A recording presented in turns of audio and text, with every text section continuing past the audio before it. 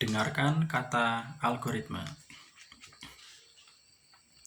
Keyakinan liberal pada perasaan dan pilihan bebas individu bukanlah suatu yang natural atau sangat kuno. Selama ribuan tahun, orang percaya bahwa otoritas berasal dari hukum-hukum ilahi dan bukan dari hati manusia. Dan oleh karena itu, kita harus menguduskan firman Tuhan ketimbang kebebasan manusia. Hanya dalam beberapa abad terakhir, sumber otoritas telah bergeser dari Tuhan-Tuhan surgawi ke manusia, daging, dan darah. Segala otoritas mungkin bergeser lagi dari manusia ke algoritma, sama seperti otoritas ilahi dilegitimasi oleh mitologi agama dan otoritas manusia dibenarkan oleh kisah liberal. Jadi revolusi teknologi yang akan datang dapat membentuk otoritas algoritma big data sembari menghancurkan gagasan kebebasan individu. Seperti yang telah disebutkan di bab sebelumnya, wawasan ilmiah tentang cara kerja otak dan tubuh kita menunjukkan bahwa perasaan kita bukanlah kualitas spiritual manusia yang unik dan mereka tidak mencerminkan kehendak bebas apapun. Sebaliknya, perasaan adalah mekanisme biokimia yang digunakan oleh semua mamalia dan burung untuk menghitung probabilitas kelangsungan hidup dan reproduksi dengan cepat.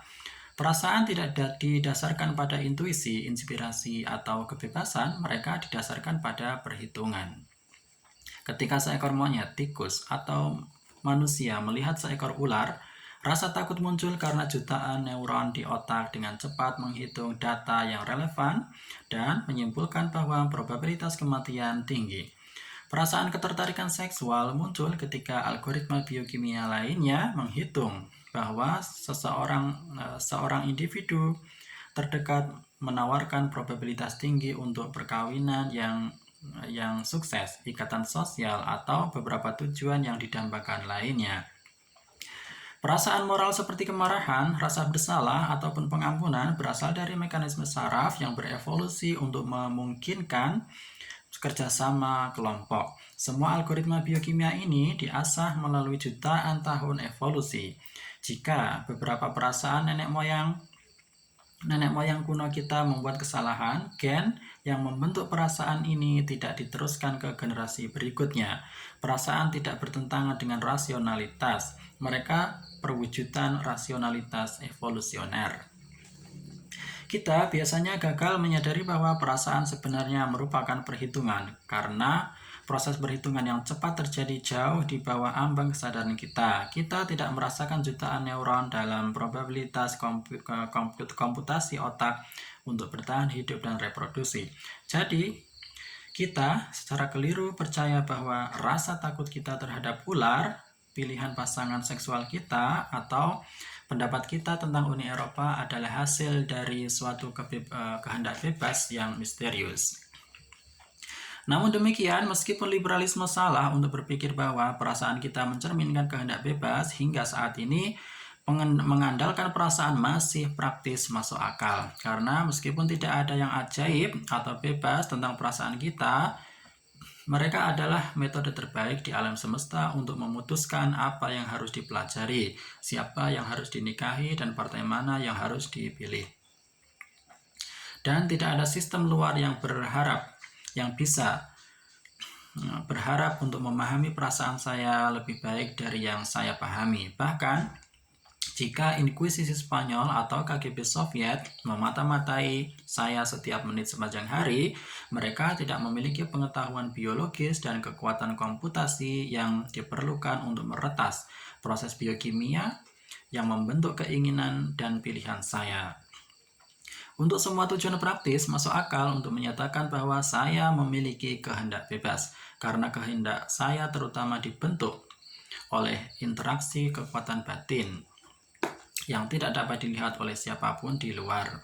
Saya bisa menikmati ilusi bahwa saya mengendalikan arena batin rahasia saya, sementara orang luar tidak pernah benar-benar memahami apa yang terjadi di dalam diri saya dan bagaimana saya membuat keputusan. Dengan demikian, liberalisme benar dalam menasihati orang untuk mengikuti kata hati mereka ketimbang perintah dari beberapa imam atau partai aparatik. Namun, Segera algoritma komputer dapat memberi Anda nasihat yang lebih baik daripada perasaan manusia. Ketika Inkuisisi Spanyol dan KGB memberi jalan kepada Google atau Baidu, kehendak bebas memungkinkan akan diproses. Kehendak bebas kemungkinan akan diekspos sebagai mitos, dan liberalisme mungkin kehilangan manfaat praktisnya.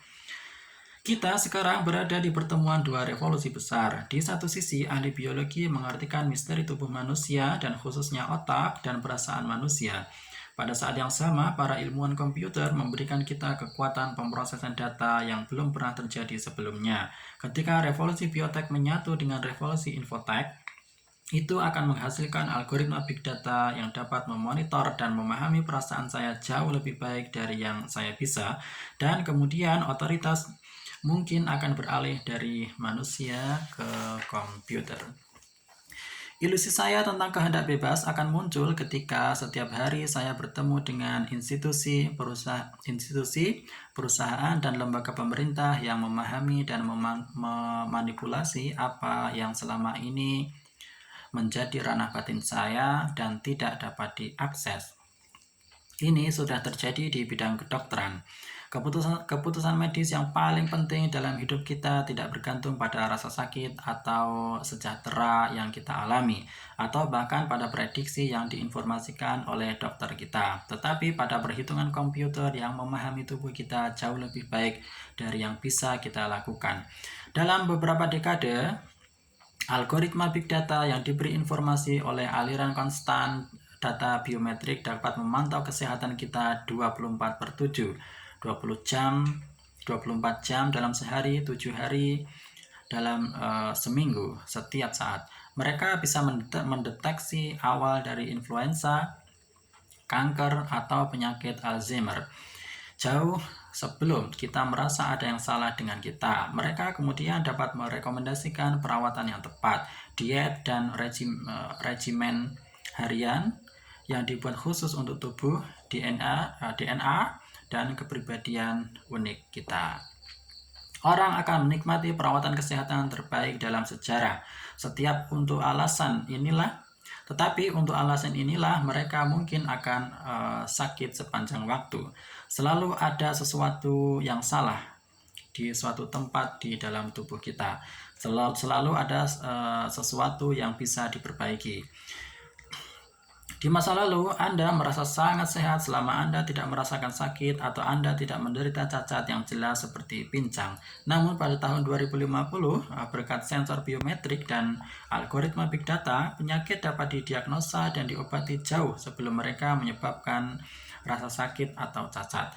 Akibatnya, Anda akan selalu menemukan diri Anda menderita beberapa kondisi medis dan mengikuti perawatan ini atau itu atas rekomendasi algoritmik.